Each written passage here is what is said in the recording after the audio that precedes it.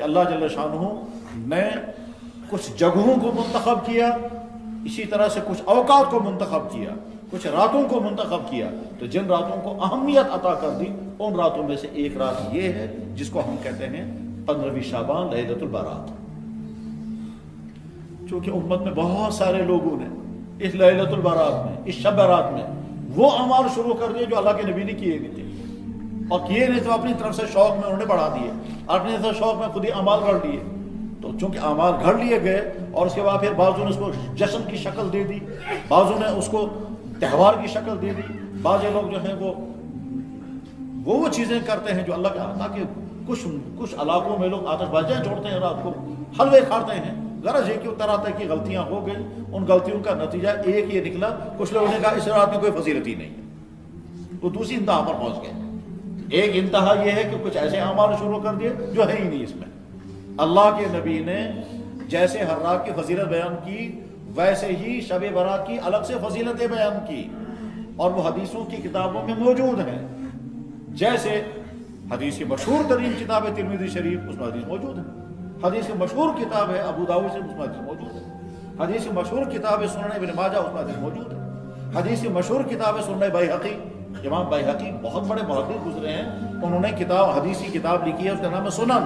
اور دوسری کتاب انہوں نے لکھی ہے شعب الایمان۔ یہ دو عظیم کتابیں ہیں جو امام بیہقی کی لکھی ہوئی ہیں، حدیثیں موجود ہیں اس میں، اور حدیث کے راوی حضرت عائشہ صدیقہ اور حدیث کے راوی حضرت علی کرم اللہ تعالیٰ وجہ ہیں۔ اور آج کے زمانے کے بہت سارے محدثین نے ان حدیثوں پر مزید ریسرچ کیا تو انہوں نے کہہ دیا کہ ہاں صاحب کچھ حدیثیں اگر کمزور ہیں لیکن کچھ حدیثیں مضبوط ہیں، کچھ حدیثیں صحیح ہیں، اور ان صحیح حدیثوں کے نتیجے میں بات صحیح ہے یہ کہ شب برات کی فضیلت یقیناً ہے۔ ہم نے ہمیشہ وہ حدیثیں پڑھائیں، اور اس کے بعد پھر جب ضرورت پڑتی ہے پھر حدیث دیکھیں گے کون کون سی کتابیں کہاں ہیں، تو حدیث ملے گی۔ آج کا ایک نیا سلسلہ آج قریب کے زمانے میں ایک بڑے محدث نے تیار کیا ہے، اس کو کہتے ہیں سلسلۃ الاحادیث الصحیحہ، اس میں بھی حدیث پر نقل تسلیم کیا کہ ہاں صاحب شب برات کے متعلق جو حدیث ہے اس کی فضیلت، وہ حدیث صحیح نہیں تو حسن درجے کی روایت ضرور ہے، اور حسن اور صحیح اور ضعیف یہ عوام کے سمجھنے کی چیز نہیں ہے، عوام کو تو اتنا مان لینا چاہیے کہ صاحب حدیث میں موجود ہے۔ بلکہ ایک بزرگ تو کہا کرتے تھے، یا اللہ آپ کے نبی نے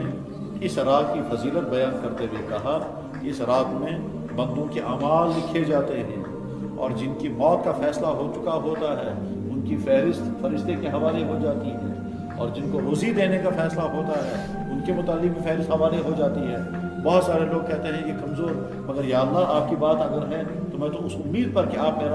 میری یہ دعائیں قبول کریں گے، میں نہیں جانتا کمزور ہے اور صحیح کیا ہے، میں تو اپنا معاملہ آپ کے سامنے پیش کرتا ہوں۔ یہ تو نہیں ہو سکتا کہ قیامت کے دن اللہ تعالیٰ شان و فرمائیں گے کہ میرے نبی کی بات کمزور تھی اس لیے تو نے جو مانا میں نے وہ قبول نہیں کی، میں نہیں مانتا، یہ نہیں ہو سکتا۔ بہرحال اب جب حدیث ڈھونڈی تو میں دیکھ رہا تھا حدیث کے الفاظ کیا ہیں، تو میں جب ڈھونڈنے لگا حدیث کے الفاظ کیا تو میں نے پڑھے تو حدیث مبارک میں صاف صاف الفاظ صحیح آئے، واضح طور پر حضرت عائشہ صدیقہ رضی اللہ تعالیٰ نے جو حدیث کے الفاظ بیان فرمائے، یہ حدیث بیہقی میں بھی ہے، مشکات شریف میں بھی حدیث موجود ہے کہ جس میں کہتے ہیں اللہ جل شانہ اس سال میں پیدا ہونے والے بچوں کی فہرست حوالے کر دیتے ہیں۔ اس سال کس کے گھر میں اولاد ہوگی، فہرست، اس کے معنی یہ ہے ہم دعا کر سکتے ہیں یا اللہ میرا نکاح ہوا ہے، وہ لوگ کہ جو بے اولاد ہیں وہ دعائیں کر سکتے ہیں یا اللہ جب آپ اس رات میں اپنے بے شمار بندوں کے اولاد ملنے کا فیصلہ کر دیں میرا نام شامل کر دیں۔ تو لکھا جاتا ہے کہ کس کو اولاد ملے گی، لکھا جاتا ہے من ہوا حالق من بنی آدم، نسل انسانی میں سے اس سال کس کو رخصت ہونا ہے، اولاد آدم میں سے کس انسان کو اس سال موت کے منہ میں چلا جانا ہے، یہ بھی لکھا جاتا ہے۔ اور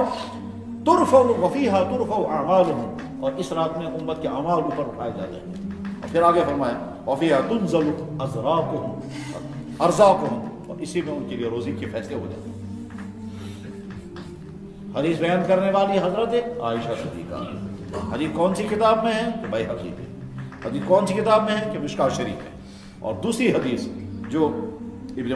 پہلی والی ابو داؤد میں ہے، اور دوسری حدیث جو ابن ماجہ میں ہے، ابن ماجہ حدیث کی کتاب ہے، ہم عام طور پر کہتے ہیں سیاہ ستہ، 6 بڑی کتابیں جو صحیح ترین کتابیں سمجھی جاتی ہیں، ان سیاہ ستہ میں ایک کتاب ہے بخاری شریف، ایک کتاب ہے مسلم شریف، ایک کتاب ہے نسائی شریف، ایک کتاب ہے ترمذی شریف، ایک کتاب ہے ابو داؤد شریف، اور آخری کتاب اس کو کہتے ہیں سنن ابن ماجہ. اس سنن وہ علامہ ابن ماجہ قزوینی رحمۃ اللہ علیہ نے وہ کتاب لکھی ہے، اس میں یہ حدیث موجود ہے، اور مشکوٰۃ شریف میں بھی ہے، اور ساتھ ساتھ میں بیہقی میں بھی یہ حدیث موجود ہے. حدیث کے نقل کرنے والے حضرت علی کرم اللہ تعالیٰ وجہ. حدیث کے الفاظ کیا ہیں؟ اللہ کے نبی نے فرمایا اذا كانت لیلۃ النصف شعبان، جب شعبان کی درمیانی رات ہوتی ہے، جب شعبان کے دن فقوموا لیلہا، اس رات میں کھڑے رہنا، عبادت کرنا، وصوموا نہارہا، اور اس کے دن میں روزہ رکھنا. فإن اللہ ينزل فيها، اور بلا شبہ اللہ تعالیٰ اس رات میں اتر کر کے آتے ہیں. غروب الشمس الى سماء الدنیا، آفتاب ڈوبتے ہی اللہ آسمان اول پر اتر آتے ہیں. فیقول من، پھر کہتے ہیں الا من مستغفر فاغفر له، اصال پر بوجو وار بوجو، کون استغفار ماں کر رہا ہے میں معاف کرنے کے لیے تیار ہوں. الا من مسترزق فارزقه، کون ہے مجھ سے روزی طلب کرنے والا، روزگار طلب کرنے والا،